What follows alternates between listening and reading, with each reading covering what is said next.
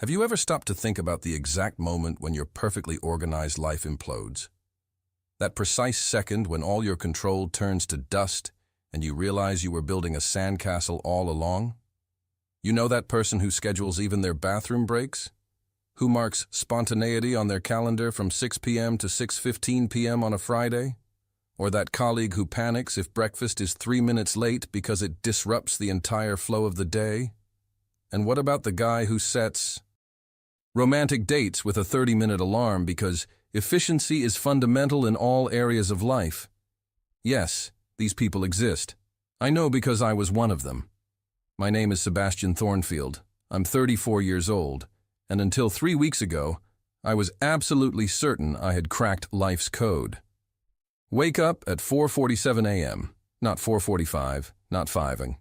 4:47 was statistically ideal based on my sleep cycles. 43-minute workout, no more, no less.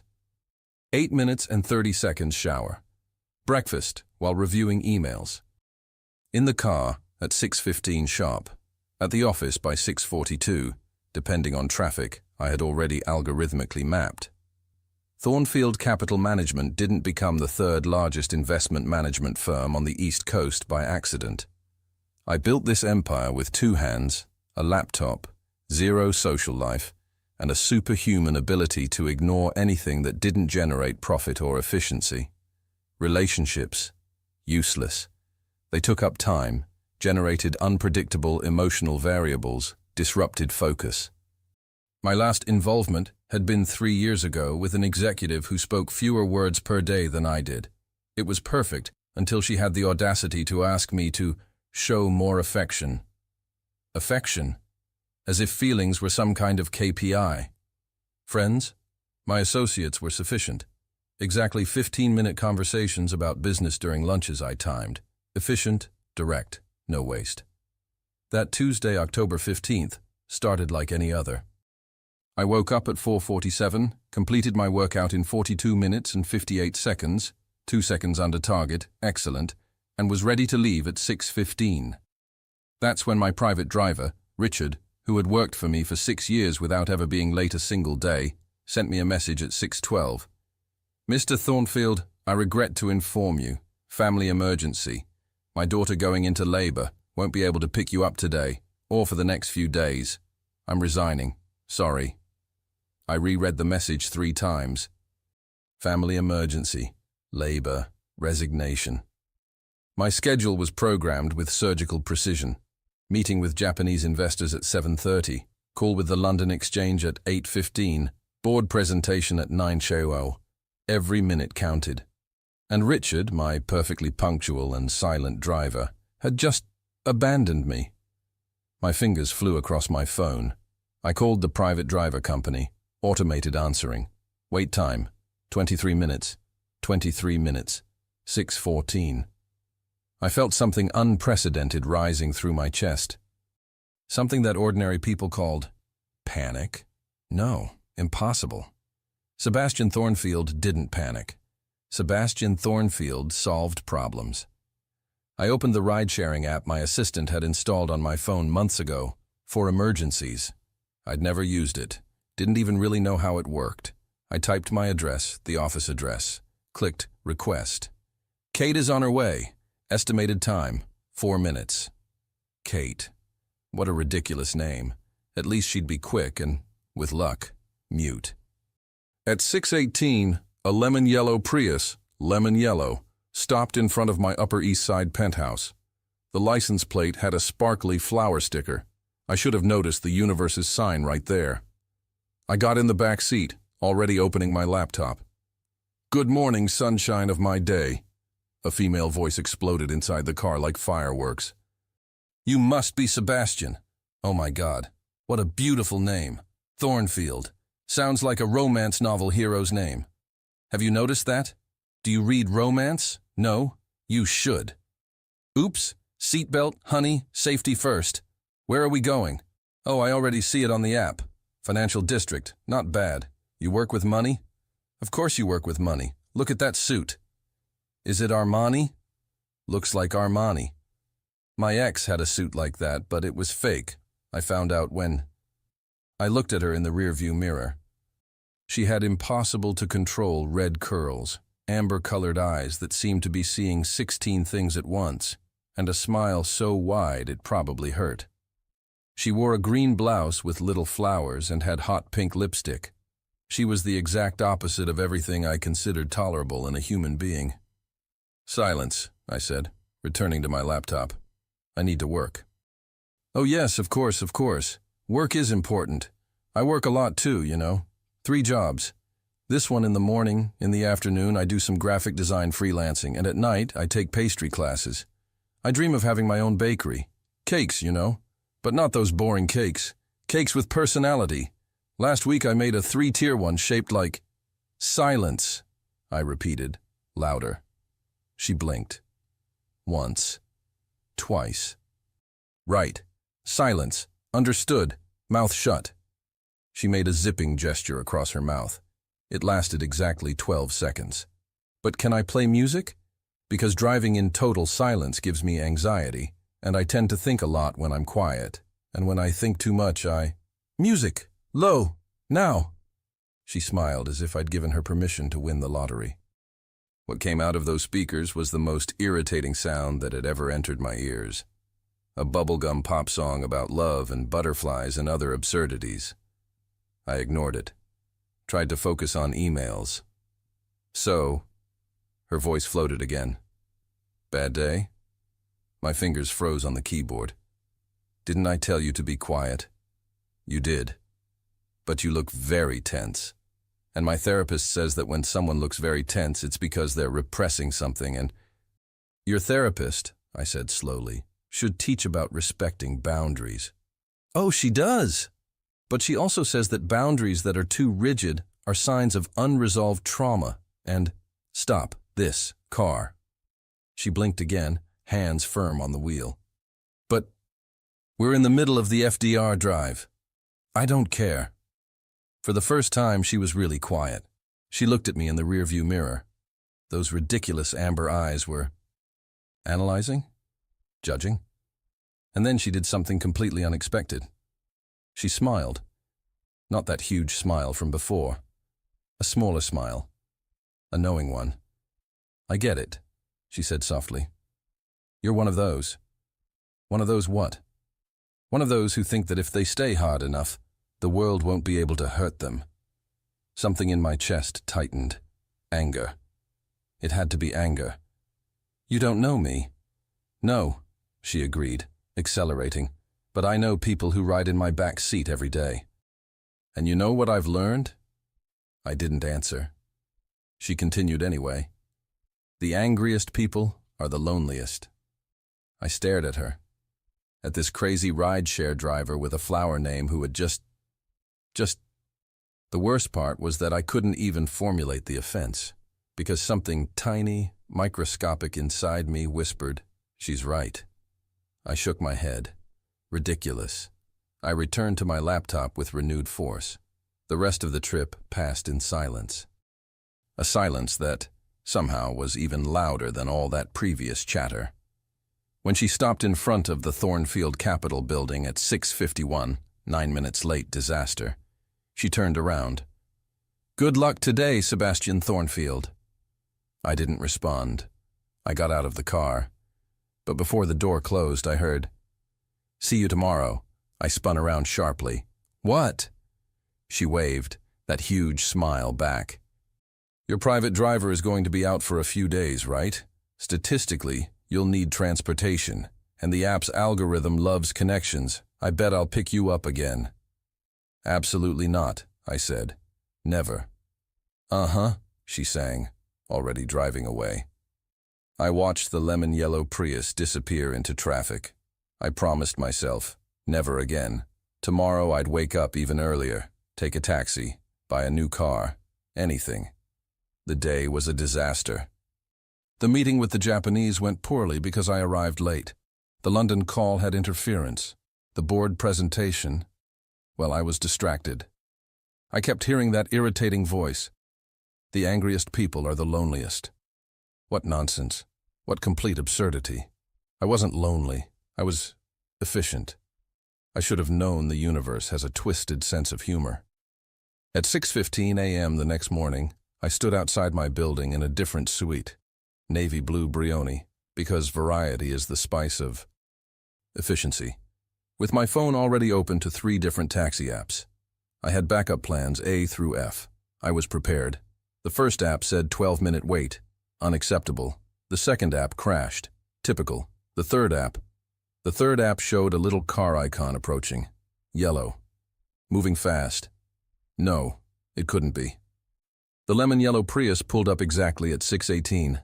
The same sparkly flower sticker winked at me in the early morning light like it was mocking my entire existence. Kate rolled down the window, and that megawatt smile should have been illegal before sunrise. "Good morning, Grumpy. Miss me?" "This is statistically impossible," I said, not moving. "Is it, though?" She tilted her head, those amber eyes twinkling with something that looked suspiciously like mischief. Or maybe the universe is trying to tell you something. The universe can... I stopped myself. How? How what? How are you here? Same time. Same place. The algorithm... Oh, Sebastian, she laughed, and the sound was like wind chimes in a hurricane. I told you. The app loves connections. Plus, you're on my route. I start in the Upper East Side, work my way down to the financial district. You're literally perfect for my morning efficiency. The irony of her talking about efficiency was not lost on me.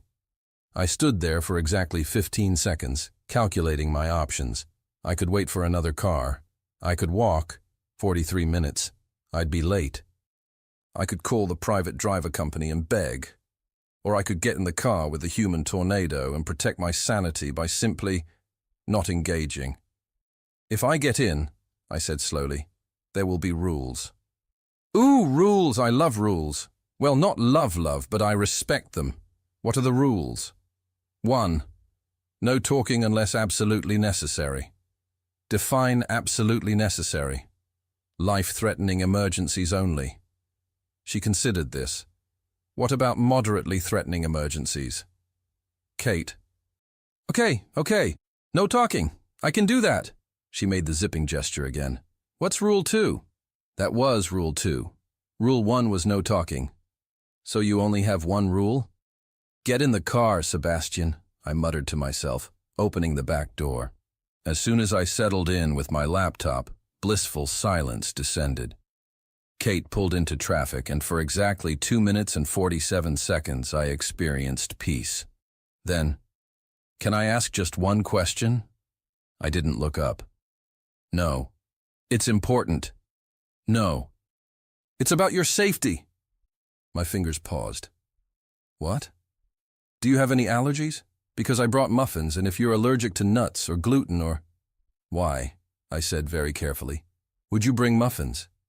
"Because you looked so stressed yesterday, and my abuela always says stressed people need carbs, and I made these last night in my pastry class. They're orange cranberry with a hint of cinnamon, and I thought, stop." I finally looked up. There, on the passenger seat, was a small container with actual homemade muffins. They smelled incredible. You brought me muffins. Well, technically I brought me muffins, but I'm willing to share because no one has ever brought me muffins. She glanced at me in the rearview mirror, and for just a second, that perpetual smile softened into something else. Something that made my chest do a weird flip thing that I absolutely did not appreciate. "Then someone should have," she said quietly. I stared at the muffins, at this impossible woman who talked too much and smiled too wide and brought baked goods to a rideshare gig at 6 in the morning. "I don't eat carbs before 9 a.m., I lied. "Liar," she said cheerfully. "Your stomach just growled. I have excellent hearing. It's both a blessing and a curse. Mostly a curse at 2 a.m. when my neighbor practices his tuba. Despite everything, my rules, my schedule, my entire carefully constructed existence, I felt my mouth twitch. No, absolutely not. I did not almost smile. "One muffin," I said. And then silence. Deal. She reached back with the container, nearly swerving into another lane in the process, and I grabbed it quickly before she caused a multi-car pileup with her baked goods. The muffin was still warm, soft. The orange and cranberry balanced perfectly, and the cinnamon was just a whisper, not overwhelming. It was, objectively, the best muffin I'd ever had. Good? She asked. I chewed, swallowed. Adequate. Liar! You just closed your eyes. People only close their eyes when food is amazing. My abuela does it. My mom does it. Even my grumpy Uncle Roberto does it, and he hates everything. I did not close my eyes. You totally did, for like 3 full seconds. It was adorable. I am not adorable. I am a 34-year-old CEO of a multi-million-dollar. Adorable, she sang out. And then, against every instinct, every carefully maintained wall, every rule I'd ever made, I laughed. It was short. Barely more than an exhale, but it was a laugh. Kate's eyes went wide in the mirror. Oh my God! Oh my God! Did Sebastian Thornfield just laugh? Someone call the New York Times. This is breaking news. Local grump discovers joy. I did not. You did. I heard it. Don't you dare take it back. This is exactly why Rule 1 exists, I said, but there was no heat in it. Too late. The laugh happened. It's out there in the universe now. You can't unlaugh. We drove in silence for another minute. Well, relative silence. Kate was humming. Some pop song I pretended not to recognize but absolutely did, because it had been stuck in my head since yesterday. Kate, I said finally. Yes. Oh, great and powerful Sebastian. Thank you. For the muffin. In the rearview mirror, her smile transformed into something radiant. Something that made the early morning traffic and the Tuesday dread and the chaos of my imploded routine feel manageable. You're welcome, she said softly. Same time tomorrow? I should have said no. Should have pulled out my phone right then and ordered a new private car service. Should have rebuilt my walls and restored my routine. Instead, I heard myself say, same time tomorrow. And for the first time in 3 years, Sebastian Thornfield went to work with a smile on his face. The smile lasted until I walked into my office and my assistant, Margaret, 60 years old, terrifyingly efficient, and the only person allowed to speak to me without an appointment, took one look at me and gasped. Sir, are you feeling ill? What? No, why? You're smiling. Should I call a doctor? I scowled. I'm not smiling. You were 30 seconds ago. I saw it. It was disturbing. Margaret, shall I cancel your morning meetings? Perhaps you need rest. I'm fine, I said, stalking past her into my office. But I wasn't fine. Because in my head, on repeat, like a song I couldn't shake, the angriest people are the loneliest. And for the first time in forever, I'd felt just a little bit less lonely. Damn that woman and her muffins. By Friday, I had a problem. The problem wasn't that Kate showed up every morning at exactly 6:18. The problem wasn't even that she brought something different each day. Wednesday was chocolate chip cookies. Thursday was some kind of lemon bar that made me actually moan out loud. She'd laughed for 10 minutes straight. The problem was that I was waiting for her. At 6:15, I'd be outside. At 6:16, I'd check my phone. At 6:17, I'd feel this weird flutter in my chest that I refused to name. And at 6:18, when that ridiculous yellow Prius turned the corner, I'd feel something I hadn't felt in years. Anticipation, joy, something dangerously close to happiness. This was unacceptable. You're doing it again, Margaret said on Friday morning, standing in my office doorway with her arms crossed. Doing what? Smiling at your phone.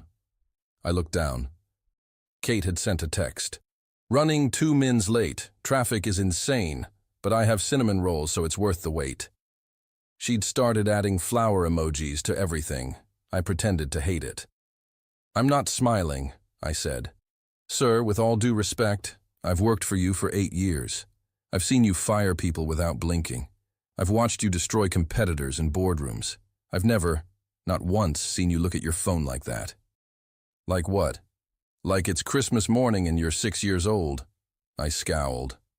Don't be ridiculous. Who is she? There's no she. Uh-huh. Margaret's eyes narrowed. Is it that driver? The chatty one you keep complaining about? I mentioned her once. You've mentioned her 17 times this week. I counted. Had I? No, impossible. Margaret, don't you have actual work to do? Of course, sir. She turned to leave, then paused. For what it's worth, I like her already. Anyone who makes you smile like that can't be all bad. After she left, I sat at my desk, staring at my phone. This was getting out of hand. She was a distraction, a complication, everything I'd spent years avoiding. So why couldn't I stop thinking about the way she laughed? Or how she knew exactly how much cream I liked in my coffee by day 3?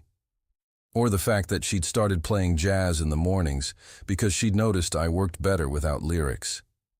My phone buzzed. Here, come down, Grumpy. Your chariot awaits. I grabbed my briefcase and headed down. The cinnamon rolls were still warm, wrapped in aluminum foil with a little note. Because Fridays deserve celebration. You don't have to keep doing this, I said, even as I reached for one. Doing what? Feeding me, bringing me things, being nice. Kate glanced at me in the mirror, and something in her expression shifted, softened. Sebastian, when was the last time someone was nice to you just because? I thought about it, tried to remember. Came up blank. That's what I thought, she said quietly. Everyone deserves someone being nice to them, even grumpy CEOs who pretend they don't need it. I don't pretend. You absolutely do. You pretend you're made of stone, but you're not. You laughed at my joke on Wednesday. You told me about your college roommate on Thursday. And right now you're eating that cinnamon roll like it's the best thing you've ever tasted. It is objectively well made, I said defensively. Liar, you love it. Just admit you love something I made. I don't love. Say it. Say, Kate, this cinnamon roll is amazing and you're a baking goddess. I will do no such. Sebastian Thornfield, say it. Fine, fine. The cinnamon roll is exceptional. You're clearly talented, and if you ever open that bakery of yours, you'll probably be very successful. Happy. The car swerved slightly as Kate let out a squeal that probably registered on seismic monitors. Oh my God, was that a compliment? From the great Sebastian Thornfield. Someone write this down. Mark the calendar. Frame this moment. You're going to kill us both with your dramatics. Worth it, she said, but her smile in the mirror was different now.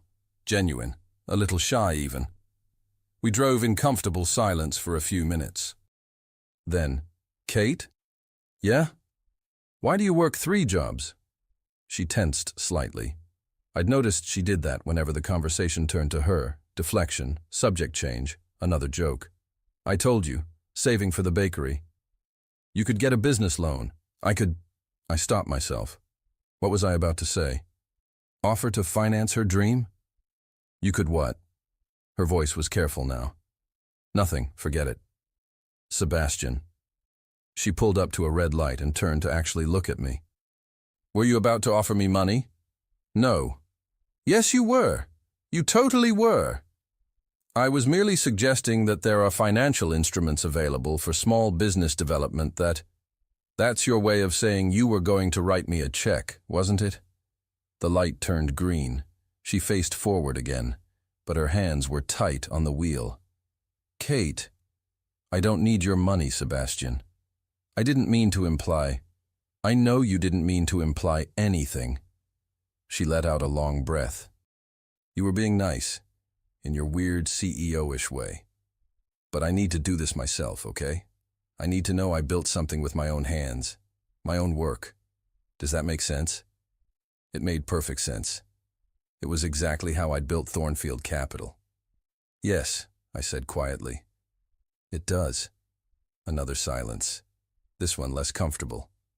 I'm sorry, I said finally. I overstepped. No, I'm sorry, I got defensive. It's just... She trailed off. People think because I'm always happy and talking that everything's easy for me. But it's not. I work really hard. And sometimes I'm tired and scared and worried I'll never have enough money and that maybe I'm delusional to think I can actually make this dream happen. Something in my chest cracked open. You're not delusional, I said. You're talented and determined. Those are the only two things you need to succeed. You really think so? I know so. When we pulled up to my building, Kate turned around fully in her seat. Thank you, she said, for saying that, for believing in me. Kate, The words stuck in my throat. Words I hadn't said to anyone in years. Words that felt too big, too real, too dangerous. Yes? Have dinner with me. Her eyes went wide. What? Tonight. Dinner. There's a restaurant I know, exceptional food, and I'd like to, if you're free, as a thank you for the baked goods, and... Sebastian Thornfield, she said slowly. Are you asking me on a date? Was I? This wasn't part of the plan. There was no plan. There was only this feeling in my chest that wouldn't go away. This need to see her smile in a context that wasn't a car ride, to know if the rest of the world felt as bright around her as these mornings did. Yes, I said. I'm asking you on a date. Her smile could have powered the entire city. Pick me up at 7, she said. And Sebastian? Wear something other than a suit. I want to see if you own jeans. I own jeans. Prove it, she laughed and drove away. I stood on the sidewalk, briefcase in hand, watching that lemon-yellow Prius disappear into Friday morning traffic. And I realized something terrifying. Somewhere between the muffins and the music and the smile that wouldn't quit, I'd started falling for Kate. Margaret was right. I was in serious trouble. But for the first time in years, I didn't want to solve the problem. I wanted to see where it led. I owned jeans. Technically. They were designer jeans I'd bought 3 years ago for a casual Friday. That never happened because I decided casual Fridays were inefficient. They still had the tags on them. At 6:45 p.m., I stood in front of my mirror, wearing said jeans, a dark blue button-down, untucked, which felt wildly rebellious, and leather boots. I looked like someone cosplaying as a normal person. You look ridiculous, I told my reflection. My reflection didn't argue. I checked my phone. Kate had sent her address that afternoon with approximately 15 flower emojis and a message. Can't wait. Fair warning. My apartment is tiny, and my roommate will 100% interrogate you. She's protective. And loud. You've been warned. A roommate. I hadn't considered that. I'd spent the entire day planning the perfect evening, reservation at Maria, best Italian in the city, wine selection, a 2015 Barolo, conversation topics, carefully curated, nothing too personal, nothing too shallow. But I hadn't planned for a roommate interrogation. At 6:55, I stood outside a walk-up in Greenwich Village. The building was old, charming, with flower boxes in the windows and the kind of character that my sterile Upper East Side penthouse lacked entirely. I pressed the buzzer for 3B. Hello? A voice that was definitely not Kate's blared through the intercom. I'm here for Kate? Password? There's no password? Wrong! Try again. Camilla, stop torturing him. Kate's voice, slightly distant. Let him up. Fine, but I'm watching you, suit boy. The buzzer sounded. I climbed 3 flights of stairs and found Kate waiting in her doorway. And I forgot how to breathe. She wore a yellow sundress. Of course it was yellow, with her red curls loose around her shoulders. No makeup except that pink lipstick. Simple sandals. She looked like sunshine had taken human form just to destroy my composure. Hi, she said. And was that nervousness in her voice? Kate, who was never nervous. Hi, I managed. You look... That dress is... I know. It's very yellow. Very on brand. Camilla said I looked like a highlighter, but you look beautiful. She blinked. Once, twice. A blush crept up her cheeks. Oh, she said softly. Thank you. You look… Are those jeans? Oh my God, you actually own jeans. And you look really good, like really, really good. Not that you don't look good in suits, but this is… She stopped herself. I'm babbling. I noticed. I babble when I'm nervous. You're nervous? Are you kidding? I'm terrified. This is our first real date, and you're Sebastian Thornfield, and I'm just… me. And what if I talk too much or say something stupid or… Kate. I stepped closer. Close enough to smell her perfume, something light and floral that suited her perfectly. You're not just anything. You're extraordinary. Before she could respond, a woman appeared behind her. Petite, dark-haired, with eyes that could probably see through walls. I'm Camilla, she said, crossing her arms. Kate's roommate and self-appointed bodyguard. You're the rich guy. I'm Sebastian. Same thing. She looked me up and down. Kate says you're nice. I don't believe in nice rich guys. Prove me wrong. Camilla. Kate's blush deepened. We talked about this. We did. I agreed to be civil. This is me being civil. She turned to Kate. Home by midnight or I'm calling the police. I'm 28 years old. Midnight. Police. Camilla pointed at me.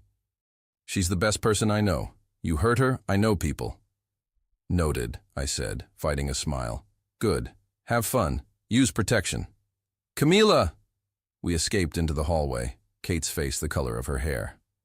I'm so sorry, she said as we headed down the stairs. She means well. She's just… protective. I like her. You do. Anyone who cares about you that much can't be all bad.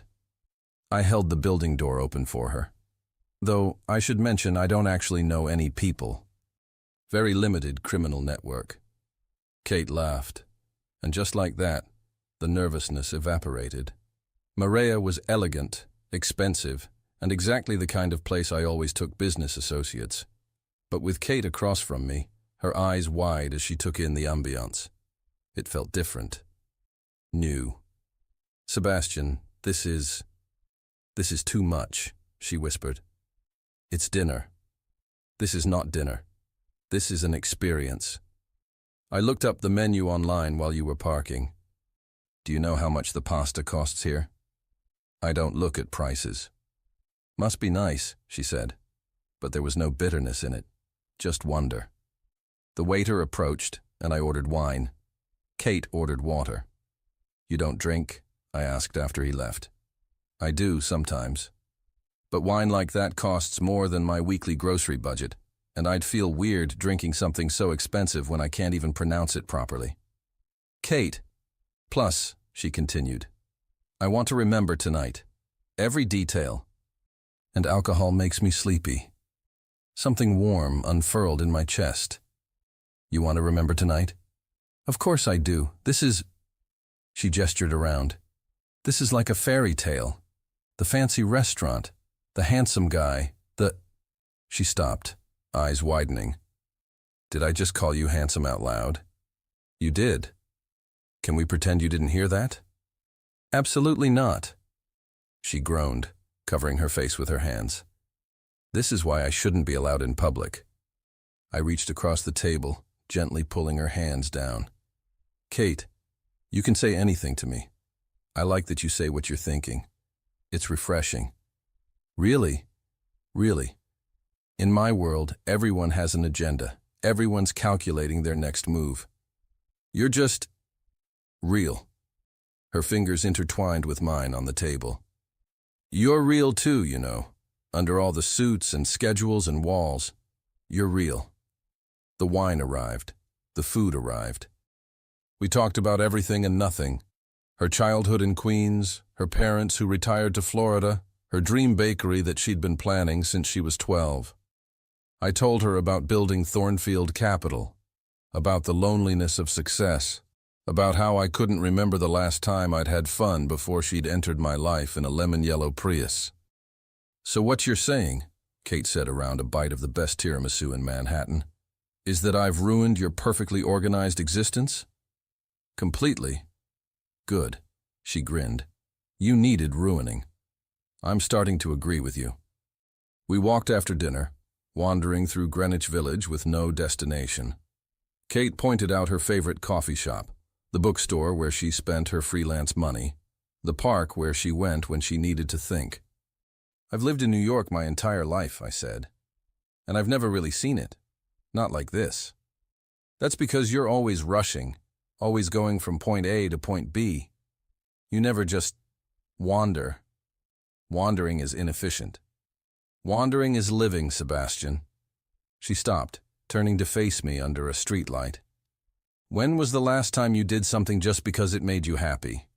Not because it was productive or profitable or part of a plan. I thought about it. Couldn't remember. That's sad, she said softly. I know. We should fix that. How? She grabbed my hand. Come on. 20 minutes later, we were at a karaoke bar in Koreatown. The place was packed, loud, absolutely chaotic.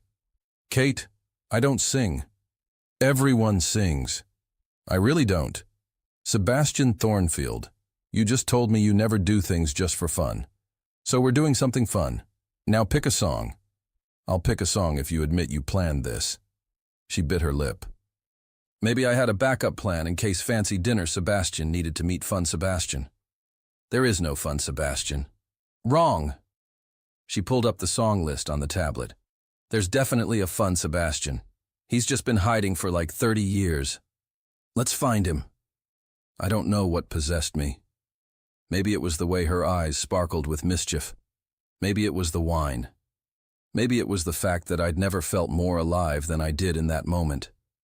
One song, I said. Her squeal could have shattered glass. We sang Don't Stop Believin', and we were terrible. Kate couldn't hit the high notes. I forgot half the lyrics. We laughed until we cried, and walking her home at 11:47 p.m., 13 minutes before Camilla's deadline, I realized something terrifying.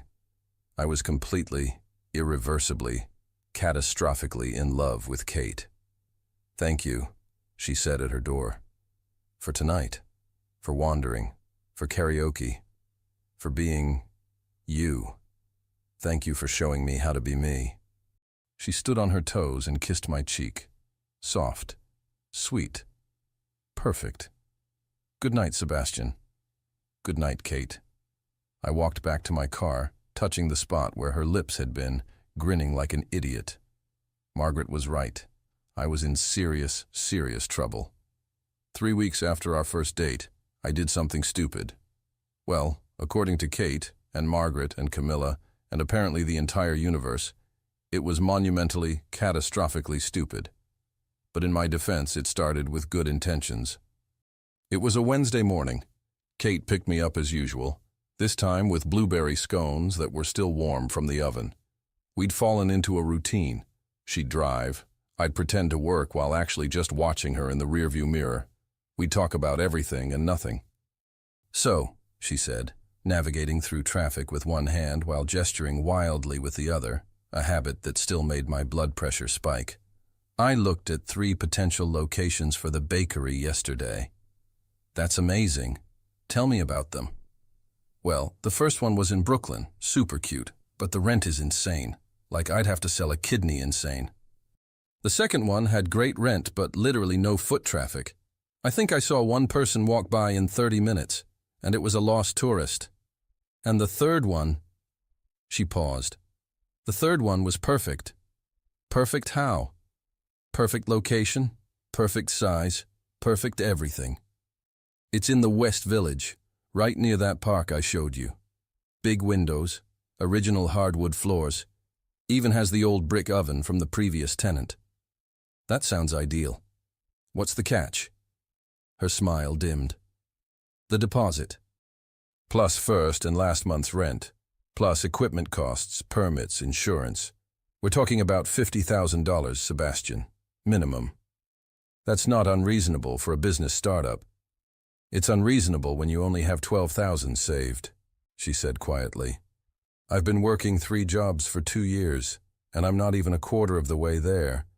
At this rate, I'll be 40 before I can open. Something in my chest tightened.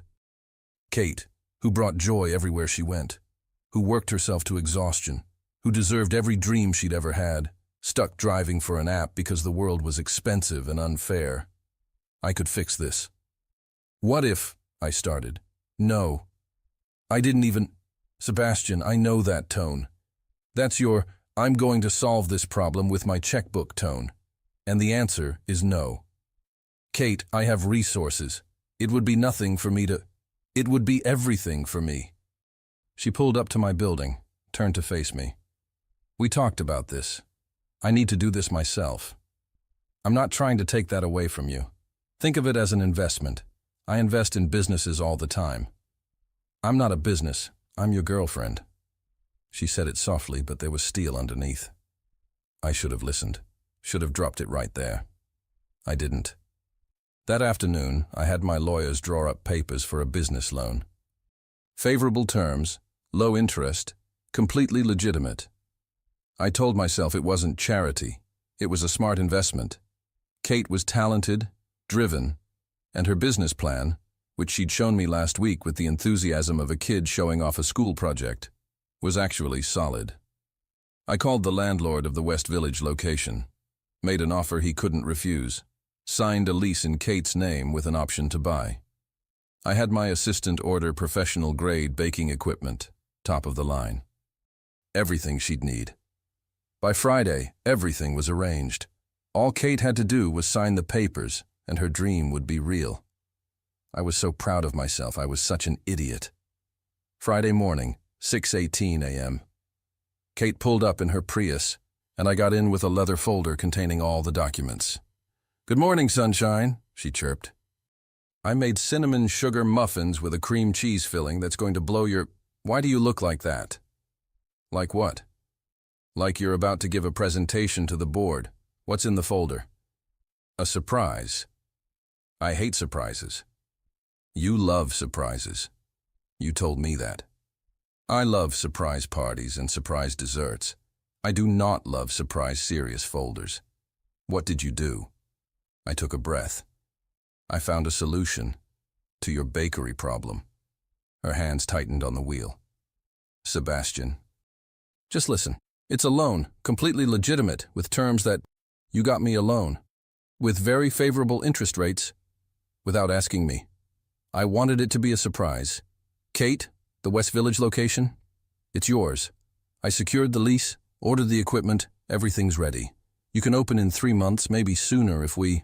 Stop the car." "What?" "Stop. The... car." She pulled over so abruptly I nearly dropped the folder. We were on the FDR Drive, cars whizzing past, the city waking up around us. Kate turned to face me, and her eyes were bright. Not with excitement, with tears. "How could you?" she whispered. "Kate, I don't understand. I thought... You thought you could buy me my dream? You thought you could just wave your magic checkbook and fix everything? It's not like that. It's exactly like that." Her voice cracked. "Sebastian, do you know why I work 3 jobs? Why I save every penny? Why I refuse help from my parents, from friends, from everyone? Because you're independent. Because I need to earn it. I need to know that when I open those doors, when I see my name on that sign, it's mine. Not given to me, not handed to me, earned." "This is earned. You're talented. Your business plan is... My business plan that you apparently studied. When? While I was sleeping. Did you investigate my finances too? Check my credit score? I was trying to help. No, you were trying to fix me. Like I'm another problem in your day, another inefficiency to optimize." The tears spilled over now. "I'm not a business deal, Sebastian. I'm not a portfolio investment. I'm a person, and my struggles are mine, and you don't get to just... She couldn't finish, just sat there crying, while I realized with horrible clarity what I'd done. I hadn't seen Kate. I'd seen a problem, and I'd solved it the only way I knew how, with money and power and complete disregard for what she actually needed. Which wasn't money, it was respect. Kate, I'm sorry. I'm so sorry. I didn't think. That's the problem. You didn't think. You just did. She wiped her eyes roughly. I can't. I need you to get out. What? Get out of my car, please. Kate. Now, Sebastian. I got out, stood on the shoulder of the FDR drive, folder in hand, watching her drive away. I'd lost her. In trying to give her everything, I'd given her the one thing she didn't want, proof that I didn't understand her at all. Margaret found me in my office 3 hours later, staring at nothing. Sir, you have the Morrison meeting in 10. She stopped. What happened? I ruined everything. The Morrison deal? Kate. She sighed, sat down across from me. What did you do? I told her. Everything. The loan, the lease, the equipment. When I finished, Margaret was quiet for a long moment. Sir, with all due respect, you're a brilliant businessman, but you're an idiot with people. I know. Did you ask her what she wanted? She wanted a bakery. She wanted to build a bakery. There's a difference. One is about the destination. One is about the journey. Margaret stood. You want to fix this? More than anything. Then stop trying to give her what you think she needs, and start listening to what she's actually telling you. She left. I sat there, surrounded by contracts and numbers and everything I'd always trusted to make sense of the world. None of it mattered, because I'd just lost the only thing that had ever really made sense. Kate. And I had no idea how to get her back. For 3 days, I didn't hear from Kate. I called, texted, even showed up at her building once. But Camilla intercepted me at the door with a look that could melt steel. She doesn't want to see you, Camilla said. I know. I just want to apologize. You apologized. She heard you. She's still hurt. What can I do? Camilla studied me for a long moment. You really love her, don't you? More than anything. Then prove it. Not with money. Not with grand gestures. Figure out what she actually needs, Sebastian. And give her that. She closed the door in my face. I stood there for 10 minutes thinking about what she'd said. What Kate actually needed. And then it hit me. Monday morning, I canceled all my meetings. Margaret nearly fainted. Sir, you have the Berkshire presentation. Reschedule it. The quarterly review. Push it to next week. Sir, you never cancel meetings. Are you ill? No, I'm done being the person who puts work before people. I grabbed my coat. I'm going to fix my life, Margaret. Starting now. About time, she said, but she was smiling. My first stop was Kate's graphic design client, a small marketing firm in Chelsea. I'd gotten the name from her Instagram. Yes, I'd become that person. I walked in and asked for the owner. I'm here about Kate Rivera, I told him. I understand she does freelance design for you. Kate? She's amazing. Best designer we've had. Why? I'd like to hire her for a project, a big one, and I'd like to pay her what she's actually worth. I explained my idea. His eyes got wider with each detail. That's incredibly generous, he said. It's fair. She's talented, and she deserves to be compensated accordingly. Can you set up a meeting? Don't mention me. Just tell her about the project. He agreed. Step 1. Complete. My second stop was a small business consulting firm in Midtown. I'd done my research. They specialized in helping entrepreneurs launch their dreams without losing their souls in the process. I need you to work with someone, I told the consultant. Help her refine her business plan. Connect her with investors. Guide her through the process. But here's the catch. She can't know I sent you. That's unusual. She needs to believe she did this herself.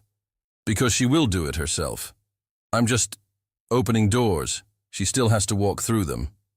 The consultant smiled. I like that. What's her name? Kate Rivera. She wants to open a bakery. I handed over a folder. Not the one from before, but a new one, containing information about small business resources, grant opportunities, community investors. Nothing from me, everything available to anyone who knew where to look. "I'll reach out this week," she said. Step 2. Complete. My third stop was the hardest. I went back to the landlord of the West Village location and canceled everything. Tore up the lease, returned the equipment, undid everything I'd done. "But you already paid deposits," he said, confused. "Keep them. Consider it a cancellation fee. That's $30,000. "I'm aware." He shook his head. "You're either very rich or very in love." "Both," I said. "But only one of those things matters right now." Step 3. Complete. On Wednesday evening, I got a text from an unknown number. "This is Camilla. Kate got offered a huge design project today. 6-figure contract. She's freaking out in a good way. Also, a business consultant contacted her about free mentorship program. She cried for an hour." "Did you do this?" I typed back. "I just pointed her toward resources that were already there. She earned this." "You're learning." "Good. She still won't see you, though." "I know. I'm not doing this to win her back. I'm doing this because it's right." "Okay. You're less of an idiot than I thought. Still an idiot, but less." I smiled, despite everything. Friday morning, I did something I hadn't done in 12 years. I took the subway. I needed to think, and somehow, being surrounded by normal people living normal lives made me feel less untethered. I ended up at the park Kate had shown me, the one near the perfect bakery location. I sat on a bench and watched the world go by. Couples walking dogs, parents with strollers, a street musician playing saxophone. Life, messy and unscheduled and beautiful. "That seat taken?" I looked up. Kate. She stood there in jeans and an old NYU sweatshirt, hands in her pockets, looking uncertain. "Kate, Camilla told me you'd be here," she said. "She's been tracking your phone. It's creepy but effective. I didn't know she could do that. She has many skills." Kate sat down, leaving space between us. "I heard about the design contract." "Congratulations. You deserve it." "Did you set that up?" I could lie, make it easier. But Kate deserved the truth. "I connected them with your work." "But they made the offer because you're talented. The contract, the terms, the money, all their decision." "And the business consultant?" "I gave her your name. The program is real. Free mentorship for entrepreneurs. She would have found you eventually. I just sped up the timeline." Kate was quiet for a moment. "You canceled the lease." "You were right. That wasn't my gift to give. Your dream is yours to build." "Sebastian, I'm sorry, Kate. Not for wanting to help, but for not listening. For thinking my way was the only way. For treating your dream like a business problem instead of what it actually is." "Your heart." A tear rolled down her cheek. "I was so angry at you. You had every right to be. I'm still a little angry." "I know. But I'm also—" She turned to face me fully. "Sebastian, no one has ever apologized to me like this. By actually changing. By actually listening. I'm trying to be better. Trying to be someone worthy of you. You were always worthy. You were just stuck. Stuck in this idea that control equals safety. That money solves everything. That emotions are inefficient."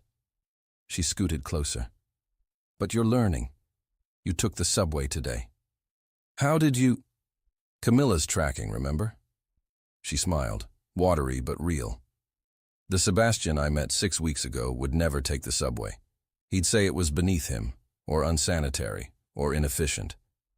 It was actually quite efficient, and humbling." "Good. You needed humbling." She took my hand. "I missed you. Even when I was furious, I missed you. I missed you too. Every second. The business consultant says with the design contract money and some investors she's found, I could open the bakery in 8 months, on my own. Well, with help, but help I earned. That's amazing, Kate. Scary, but amazing. She leaned her head on my shoulder. Will you be there when I open? If you want me there, I'll be there. I want you there. I want you everywhere. She lifted her head, looked at me with those amber eyes.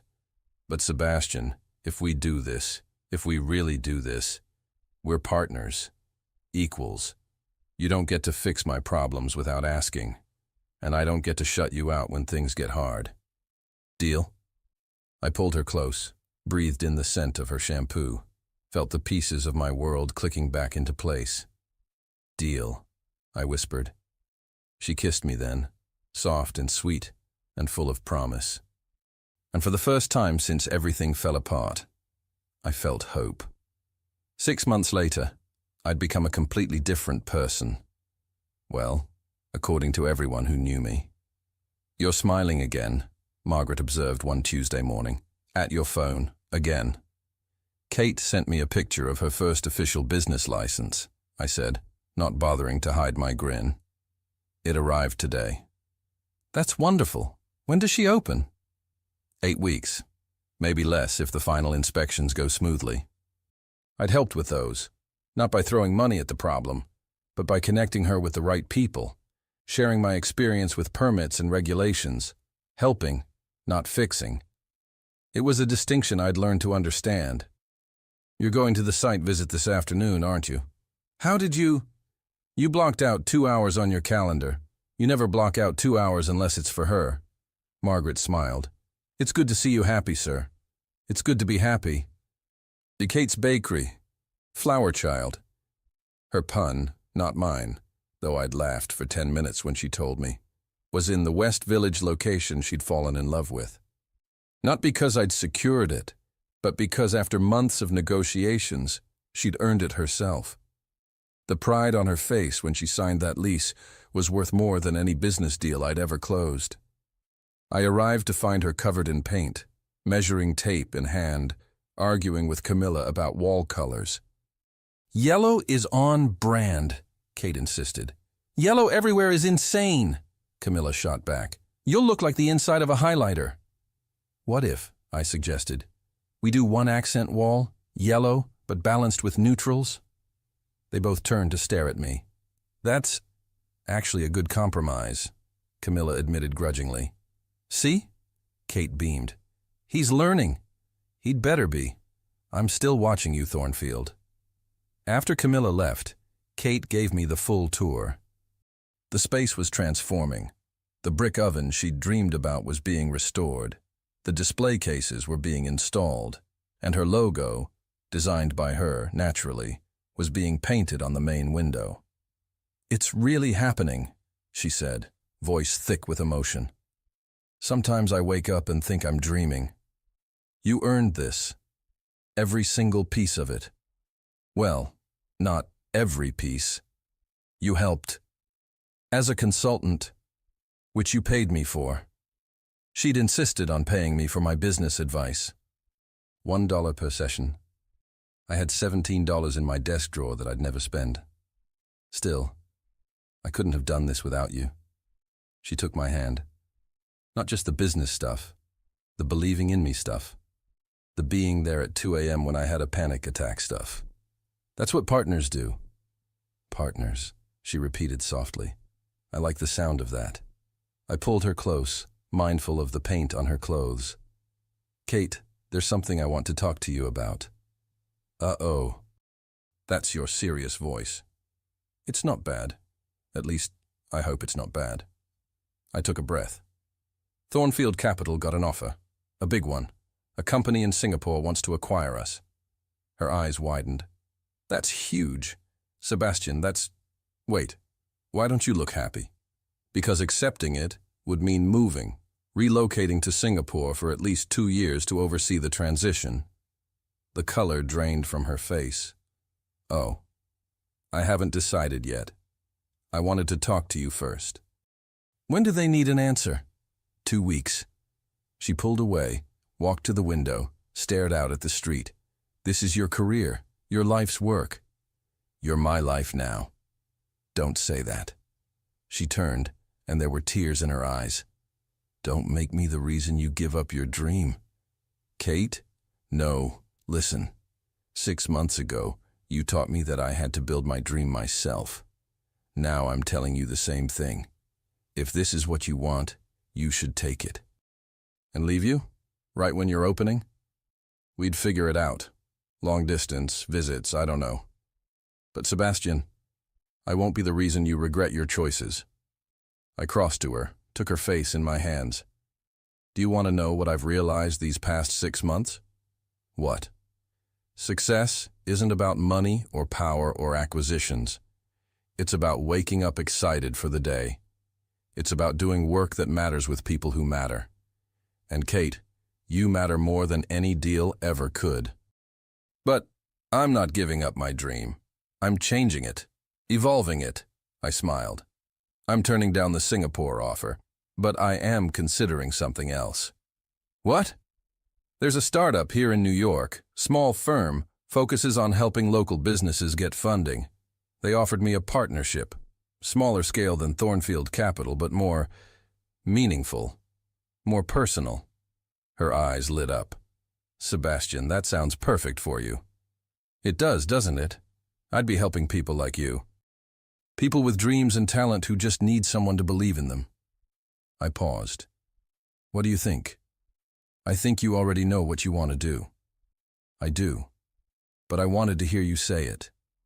She threw her arms around me, paint and all. Do it. Take the partnership. Change the world, one small business at a time. Even if it means I'll be less rich? Sebastian Thornfield, you could be broke and I'd still love you. The words hung in the air between us. You love me? I whispered. Her eyes went wide. Did I just say that out loud? You did. Can we pretend you didn't hear it? Absolutely not. She groaned. This is not how I wanted to tell you. I had a whole plan. There was going to be cake involved. Kate. I tilted her chin up. I love you too. I've loved you since that first morning when you told me the angriest people are the loneliest. I've loved you through every muffin, every laugh, every moment. You changed my life. We changed each other's lives, she corrected. Fair enough. I kissed her then, surrounded by paint cans and possibilities, and it felt like the beginning of something extraordinary. 2 weeks later, I walked into Thornfield Capital for the last time as CEO. My successor was young, hungry, and reminded me uncomfortably of my old self. All sharp edges and no warmth. I almost felt sorry for Margaret. You're really doing this? She asked, as I packed up my office. I really am. I never thought I'd see the day Sebastian Thornfield walked away from money. I'm not walking away from money. I'm walking towards something better. I picked up the photo on my desk.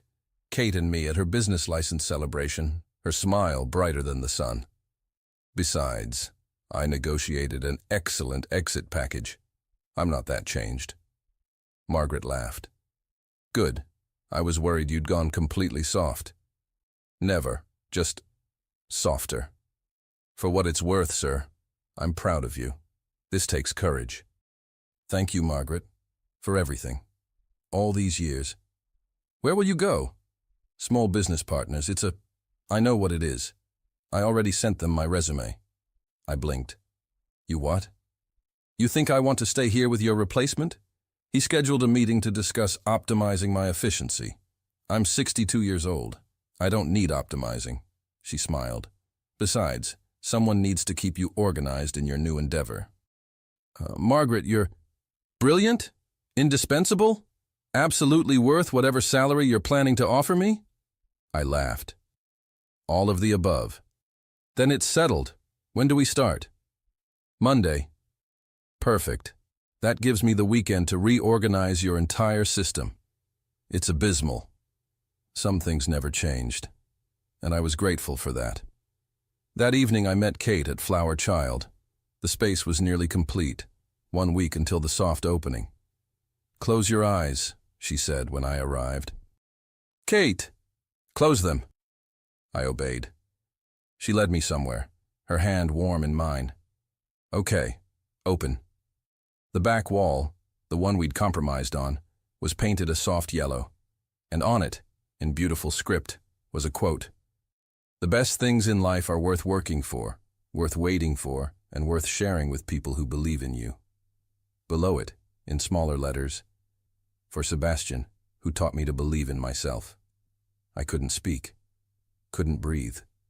Do you like it? She asked nervously. Because if it's too much, I can paint over. I kissed her, poured everything I felt into it, gratitude, love, hope, forever. I love it, I said when we finally broke apart. I love you. I love you too, she grinned. Now come on. These cinnamon rolls aren't going to test themselves. As we sat in her almost ready bakery, eating pastries and planning futures, I realized something. A year ago, I had everything money could buy, and nothing that mattered.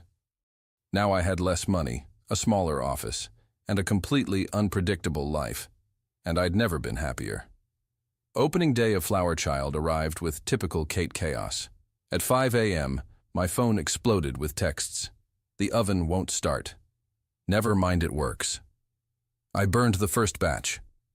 Camila is having a meltdown. I'm having a meltdown. Can you bring more flour? We're out.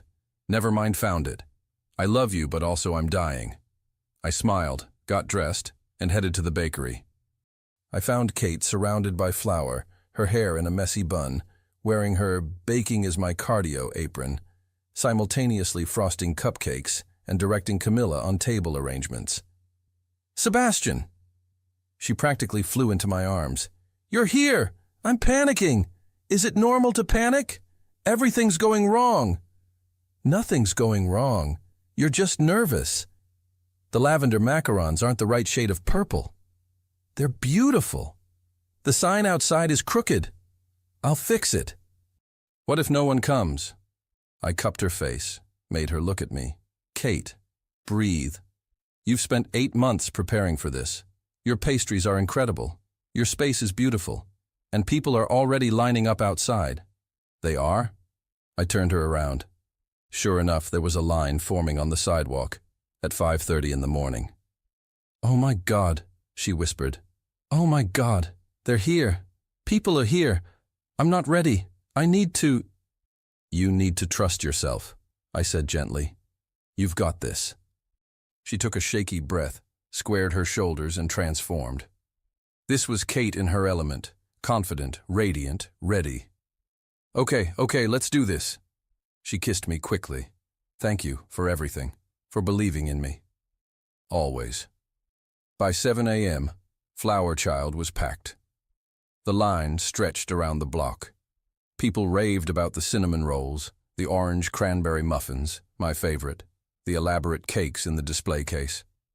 Kate moved through the crowd like sunshine, remembering names, making everyone feel special. Margaret arrived with flowers. Camila managed the register with surprising efficiency. Even my new partner from Small Business Partners showed up with a congratulatory card signed by the entire office. This is amazing, he said, looking around. You really found something special here. I really did, I said, watching Kate laugh with a customer, in more ways than one. Around 2 p.m., disaster struck. The espresso machine exploded. Not literally exploded, but close enough. Steam everywhere, horrible grinding noises, and suddenly no coffee service. Kate's face went pale. No. Half our revenue model is coffee. What do I... I'll handle it, I said. Sebastian, trust me. I made 3 calls. 20 minutes later, a replacement machine arrived. Not bought, but loaned from a coffee shop 2 blocks over whose owner I'd helped secure funding last month. Pay it forward, he said when he delivered it. That's what we do, right?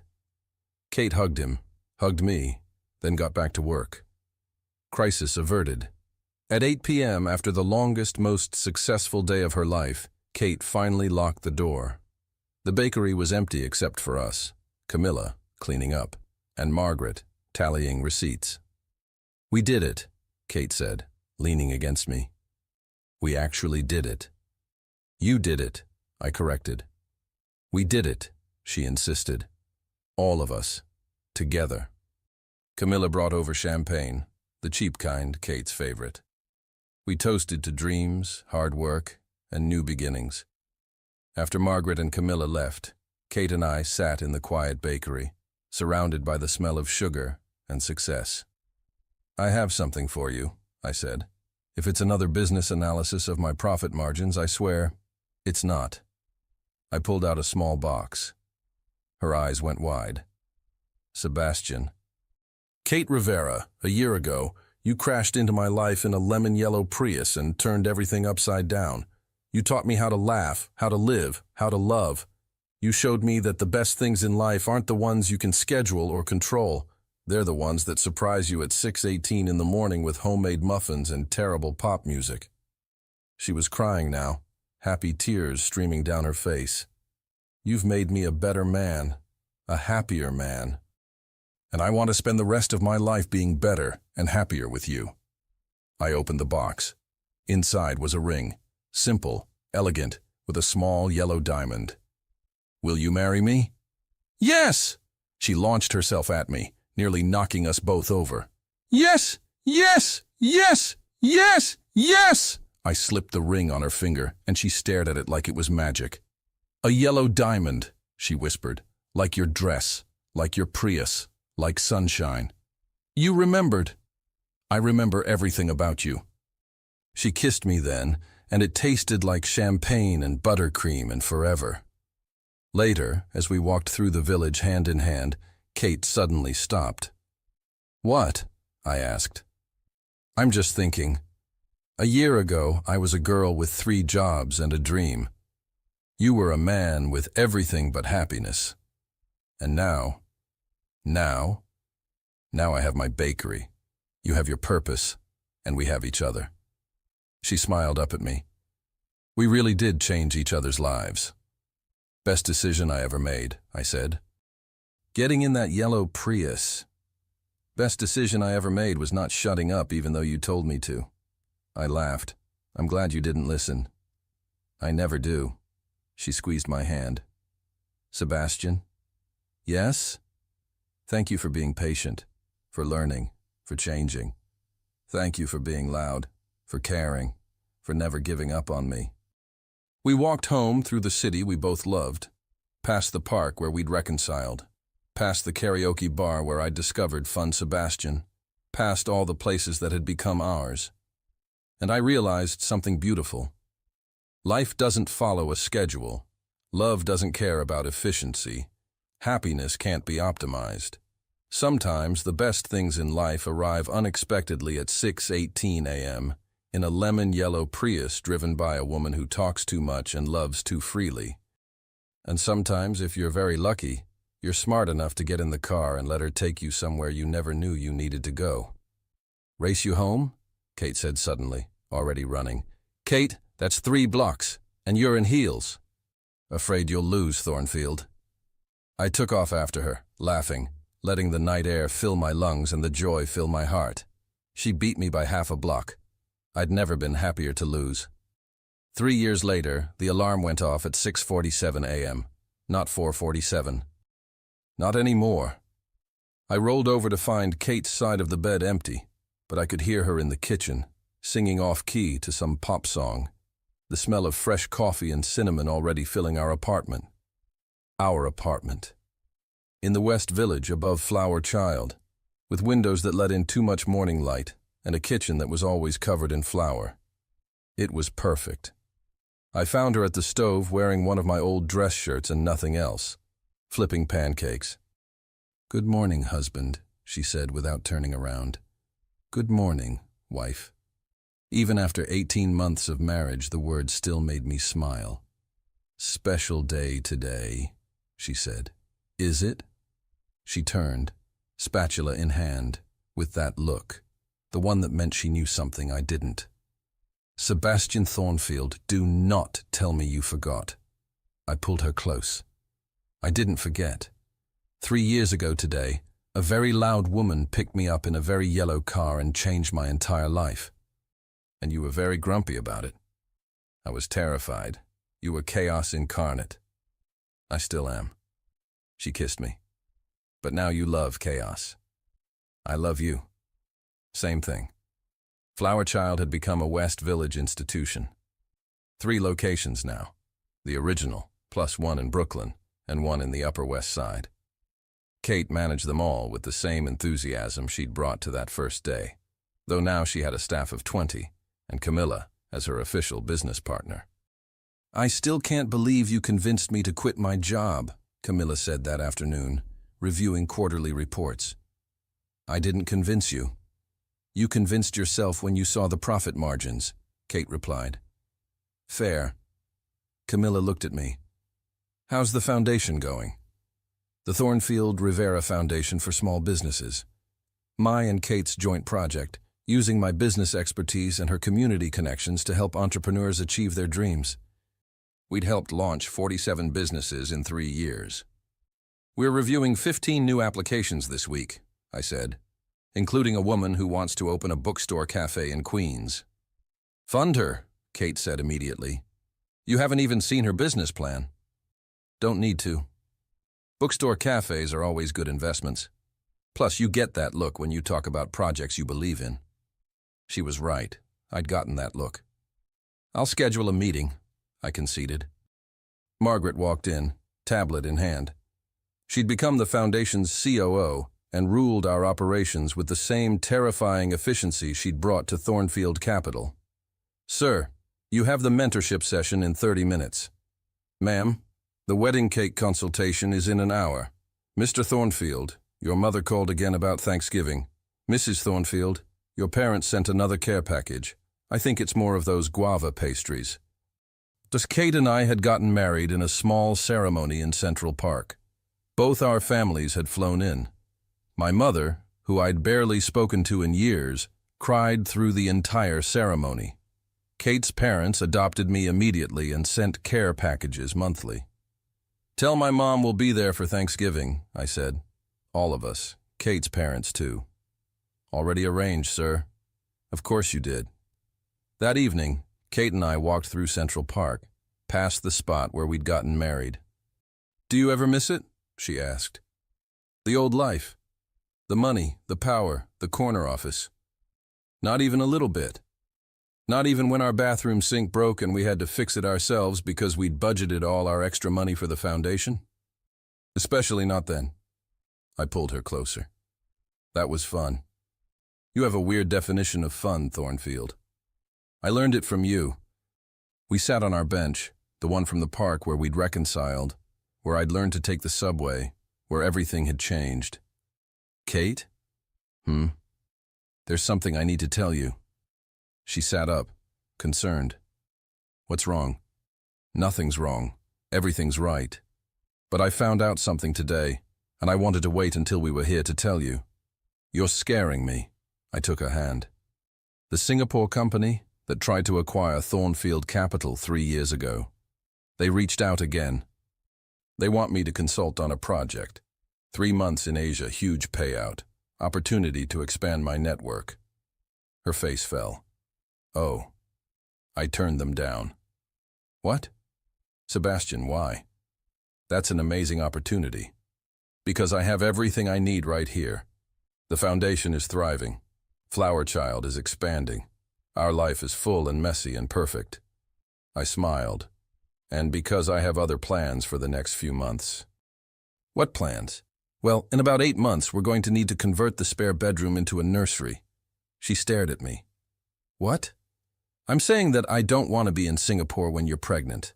I want to be here, annoying you with parenting books and building cribs wrong and probably panicking more than you. She blinked again. I'm pregnant? You didn't know? I mean, I've been tired and my cravings have been weird. But I thought, her hands went to her stomach, we're having a baby? According to the pregnancy test I found in the bathroom trash this morning, which you very obviously tried to hide, yes. You went through the trash? I was worried you were sick. You've been nauseous for weeks. I paused. Are you happy? Because if you're not ready, we can... She kissed me, hard, then pulled back, tears streaming. I'm terrified and excited and completely unprepared. So yes, I'm happy. Are you? Kate, I'm going to be a father. With you. I've never been more terrified or more happy in my entire life. We're going to be terrible at this, she said. Absolutely terrible. The baby's going to be so loud, probably take after me. I'm counting on it. And messy and chaotic. Can't wait. She laughed through tears. How did we get here? From a rideshare driver and a grumpy CEO to this? You told me once that the angriest people are the loneliest. You were right. I was angry because I was lonely. And then you came along and I wasn't lonely anymore. I wasn't lonely, she said softly, but I was stuck, working 3 jobs, dreaming small because I was afraid to dream big. You taught me to dream bigger. We saved each other. We did. She leaned against me. Sebastian? Yes? Thank you for getting in my car that day. Thank you for not kicking me out.